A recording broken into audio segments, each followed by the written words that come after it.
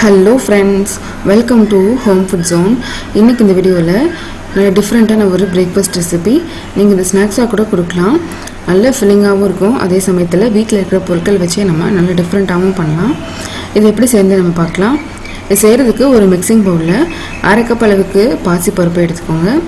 2-3 தடவை நல்லா சுத்தமாக கழுவிட்டு 1 மணி நேரம் ஊற வச்சுக்கோங்க. இப்போ இது கூட சேர்க்குறதுக்கு 3 மீடியம் சைஸ் உருளைக்கிழங்கு வேக வச்சு தோலை உரிச்சிட்டு நல்லா மசிச்சு எடுத்துக்கோங்க. இப்போ நம்ம செய்ய ஆரம்பிக்கலாம்.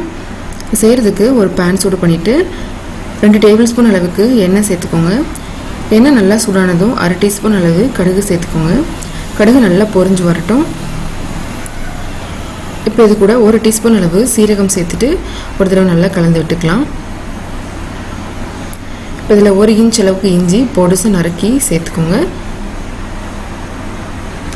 கூடவே ஒரு மீடியம் சைஸ் வெங்காயம் பொடுசாக நறுக்குனது, 2-3 பச்சை மிளகாய் சேர்த்துட்டு வெங்காயம் நல்லா வதங்கி கண்ணாடி மாதிரி ஆகணும். அது வரைக்கும் நம்ம நல்லா வறுத்து எடுத்துக்கலாம்.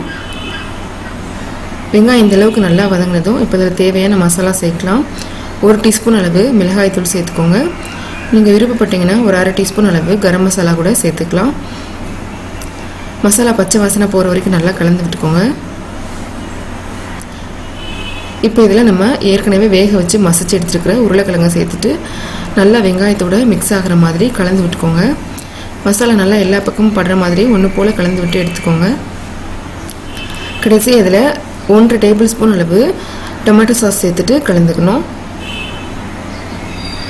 சாஸும் நல்லா எல்லா பக்கமும் படுற மாதிரி கலந்துக்கலாம். உருளைக்கிழங்குல நான் உப்பு சேர்க்கல. சாஸில் ஏற்கனவே உப்பு இருக்கும். அதனால் ஒரு 1/4 டீஸ்பூன் அளவு மட்டும் உப்பு தூவி விட்டுட்டு ஒரு கைப்பிடி அளவு கொத்தமல்லிகளை சேர்த்துட்டு இது எல்லாத்தையுமே சேர்த்து நல்லா மிக்ஸ் பண்ணி எடுத்துக்கலாம்.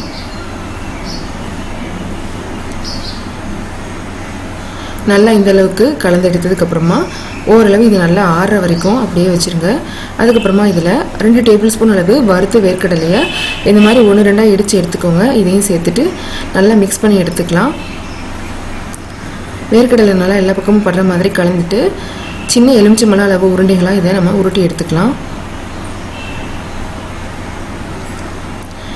இதே போல் எல்லாத்தையுமே நம்ம உருட்டி எடுத்துகிட்டு தனியாக எடுத்து வச்சுக்கோங்க. இப்போ நம்ம ஏற்கனவே ஊற வச்ச பருப்பு பார்த்திங்கன்னா 1 மணி நேரம் கழித்து நல்லா ஊறி இருக்கும். இந்த பருப்பை நம்ம அரைச்சி எடுக்கணும். இதில் இருக்கிற தண்ணியில் நல்லா சுத்தமாக வடிகட்டிக்கோங்க. இதை ஒரு மிக்ஸி ஜாரில் மாற்றிக்கோங்க. இந்த பருப்பு கூட காரத்துக்காக 2-3 பச்சை மிளகாய், பெருசாக இருந்தால் 2 சேர்த்துக்கோங்க, சின்னதாக இருந்தால் 3 மிளகாய் கூட எடுத்துக்கலாம். இந்த மிளகாயும் சேர்த்துட்டு 1 இன்ச் அளவுக்கு இஞ்சி சேர்த்துக்கணும். ஒரு 1/4 கப் அளவுக்கு தண்ணி ஊற்றி நல்லா மையாக அரைச்சி எடுத்துகிட்டு வந்துடுங்க. எந்த அளவுக்கு நல்லா பேஸ்ட்டாக அரைக்க முடியுமோ அரைச்சிக்கோங்க. தேவைப்பட்டதுன்னா எக்ஸ்ட்ரா கொஞ்சம் தண்ணி சேர்த்து கூட நீங்கள் அரைச்சிக்கலாம். இப்போ இதை நல்லா அரைச்சி எடுத்துகிட்டு வந்து இது ஒரு பவுலில் மாற்றிக்கோங்க. இது கூட 2 டேபிள் ஸ்பூன் அளவுக்கு வறுக்காத ரவை சேர்த்துக்கோங்க. இதை ஒரு தடவை நல்லா கலந்து விட்டுக்கலாம். இதை ஒரு 1/4 டீஸ்பூன் மஞ்சள் தூள், 1/4 டீஸ்பூன் உப்பு சேர்த்துட்டு எல்லாத்தையும் சேர்த்து நல்லா மிக்ஸ் பண்ணி விட்டுக்கோங்க. இதில் 1 டேபிள் ஸ்பூன் அளவுக்கு லெமன் ஜூஸ் கூட சேர்த்துக்கோங்க. இதையும் சேர்த்துட்டு நல்லா கலந்து விட்டுக்கோங்க. கடைசி அதில் ஒரு பிஞ்ச் பேக்கிங் சோடா, ஒரு 1/4 டீஸ்பூனில் பாதி அளவு பேக்கிங் சோடா சேர்த்துட்டு நல்லா கலந்துக்கணும். மாவு பார்த்திங்கன்னா இந்த கன்சிஸ்டன்சி இருக்கணும். தேவைப்பட்டதுன்னா கொஞ்சம் தண்ணி சேர்த்து கூட நீங்கள் கலந்துக்கோங்க. இப்போ இந்த மாவு நமக்கு ரெடி ஆயிடுச்சு. இதை நம்ம வேக வச்சு எடுக்கிறதுக்கு இந்த மாதிரி ஒரு 3-4 அளவு சிரட்டை எடுத்துக்கோங்க. அது நல்லா சுத்தமாக கழுவிட்டு உள்ளே நல்லா எண்ணெய் தடவி விட்டுட்டு 2 கரண்டி அளவு மாவு சேர்த்துட்டு நடுவில் நம்ம கலந்து எடுத்து வச்சுருக்கிற உருளைக்கிழங்கு மசாலா சேர்த்துக்கோங்க. மேலே திரும்பவும் 2 கரண்டி அளவு மாவு சேர்த்துக்கலாம். இப்போ இதே போலவே எல்லாத்தையுமே ஃபில் பண்ணி எடுத்துகிட்டு இதை நம்ம வேக வச்சு எடுக்கணும். இட்லி பாத்திரத்தில் தேவையான அளவு தண்ணி ஊற்றி சூடு பண்ணிவிட்டு அதை ஒரு தட்டு வச்சு இது எல்லாத்தையுமே உள்ளே சேர்த்து நம்ம ஒரு 15 நிமிஷம் ஹை ஃப்ளேமில் வேக வச்சு எடுத்துக்கணும். இப்போ பார்த்தீங்கன்னா தெரியும் நல்லா வெந்து வந்திருக்கு. சைட்லெலாம் கூட நல்லா பிரிஞ்சு வந்திருக்கு. ஓரளவு நல்லா ஆறுனதும் இதை நம்ம பிளேட்டுக்கு மாற்றிடலாம்.